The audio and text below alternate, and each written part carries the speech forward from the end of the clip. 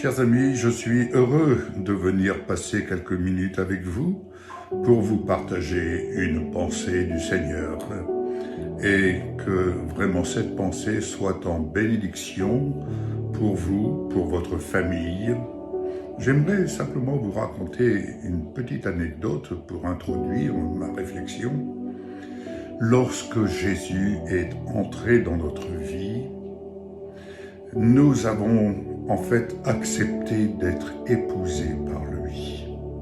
Il nous a épousés. Jésus est notre époux. Et dès les premiers jours de notre vie avec Jésus, quelque chose s'est passé dans notre cœur, c'est évident.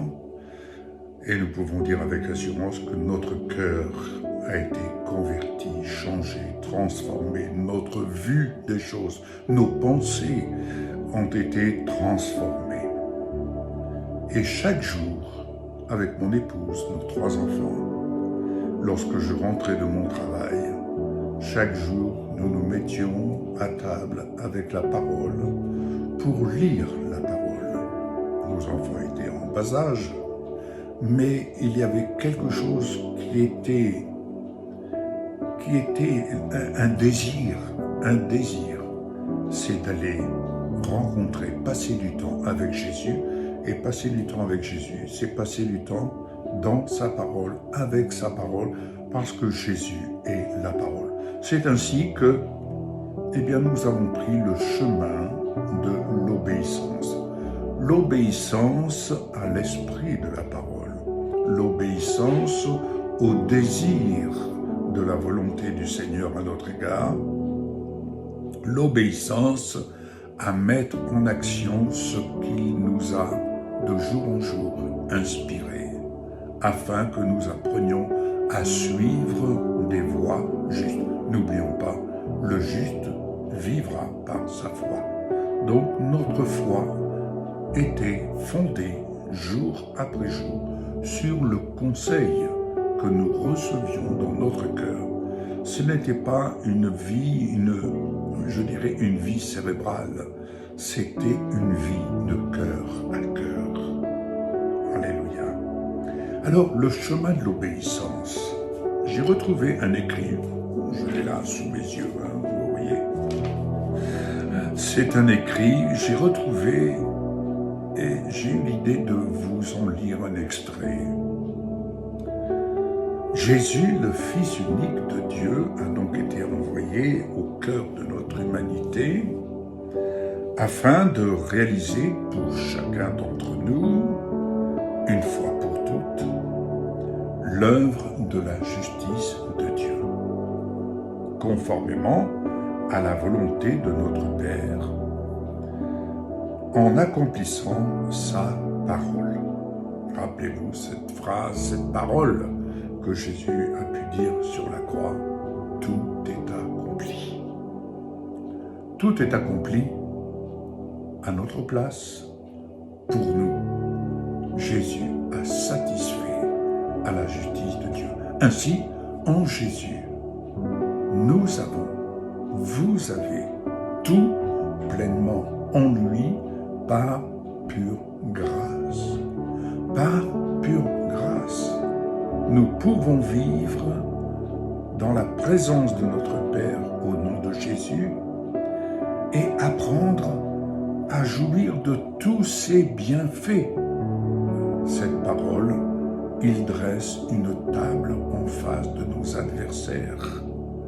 Mais cette table, elle est remplie de provisions à tous égards. Donc, à nous d'en saisir chaque provision dont nous avons besoin dans le temps présent et d'en vivre, Donc, ne demandez pas à Dieu de faire alors qu'il a tout accompli. C'est à nous maintenant de vivre, sachant que Jésus, qui nous attire à lui, parce qu'il nous a, et il désire nous manifester qu'il nous a épousés. il vous a épousé. Mais la question qui peut se poser à certains d'entre vous, est-ce que vous le saviez? Aujourd'hui, vous le savez. Donc, il vous appartient d'y attacher votre cœur. Pas la tête. Ça, c'est une chose. Mais le cœur, n'oubliez pas. Ainsi, Jésus a appris l'obéissance par ce qu'il a souffert. C'est ce qui nous est dit dans Hébreux 5, verset 8. Et dans Romains 8, 1, il est bien écrit, il n'y a donc aucune condamnation pour ceux qui sont en Jésus-Christ et qui ne vivent pas conformément à leur nature propre, mais conformément à l'esprit. C'est là qu'il faut apprendre à faire des réglages. Jésus n'est donc pas né par définition obéissant, car né dans un corps de chair comme nous.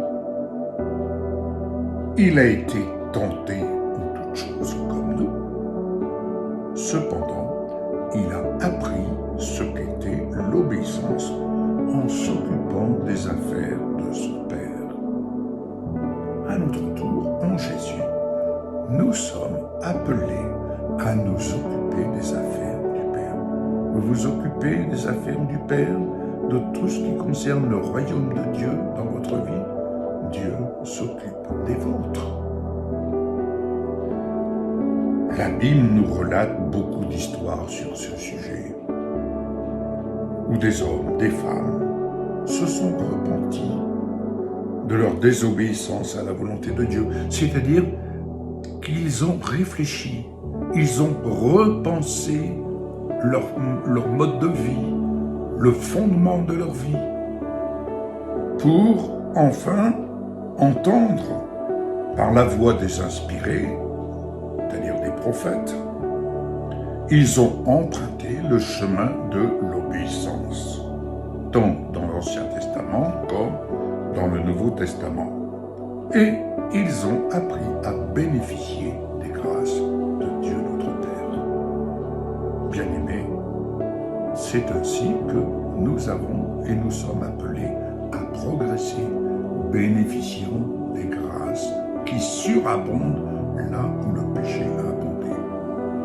Là où vous manquez le but, eh bien là, apprenez à bénéficier des grâces de Dieu. Comme le dit si bien un de mes amis lorsqu'il chante, l'important n'est pas de tomber, l'important c'est de se relever. Alléluia. Alors le point commun de ces témoins, c'est qu'ils ont choisi, ils ont décidé de marcher à contre-courant de la pensée de ce monde. Imaginez-vous, dans une pirogue, vous remontez le courant plutôt que d'aller dans le sens du courant. Mais vous remontez à la rame, vous remontez à contre-courant. Qu'est-ce qui se passe? Aller à contre-courant de la pensée de ce monde, ne soyez pas étonnés de rencontrer ici des dualités. Mais bien entendu, mais personnellement, je rencontre des dualités chaque jour. Je ne les subis pas, je les affronte, mais ce à quoi je veille, c'est le cœur. Le cœur. Car de là viennent les sources de la vie, c'est le cœur. De là viennent les sources de la vie. Ainsi, conformément aux prophéties annoncées par les inspirés de Dieu tout au long de l'Ancien Testament, que le don de son amour révélé en Jésus est né de sa volonté parfaite. Et il s'est manifesté au milieu de nous afin de nous conduire à notre plein salut, esprit, âme, corps. En effet, tout comme par la désobéissance d'un seul homme, beaucoup ont été rendus pécheurs, mais beaucoup seront rendus justes par l'obéissance d'un seul. Qu'en est-il pour chacun de nous aujourd'hui de notre relation avec lui? Il faut se poser la question. Et surtout avec sa parole. Sur qui, sur quel fondement repose votre vie, votre croyance? C'est la question que je vous laisse en ce jour. Soyez assurés, bien-aimés, je prie que le Saint-Esprit vous éclaire, illumine votre cœur. Je reviendrai sur ce sujet prochainement pour vous apporter le reste, mais en ce jour que le Seigneur a préparé, rendez grâce à Dieu. Vous êtes le choix de Dieu. Et dans ce choix de Dieu, n'oubliez pas, Jésus a pris soin de vous attirer, et il vous attire à lui par ce message, cette réflexion.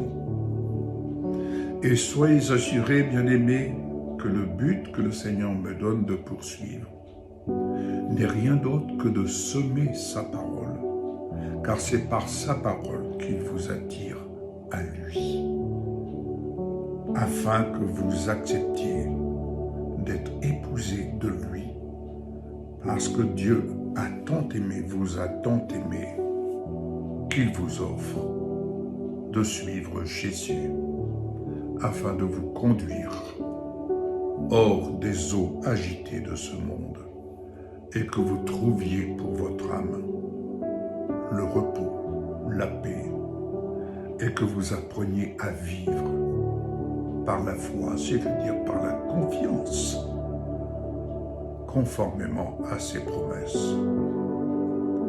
C'est ce que nous vivons, c'est ce que je vis chaque jour. Et je vous assure,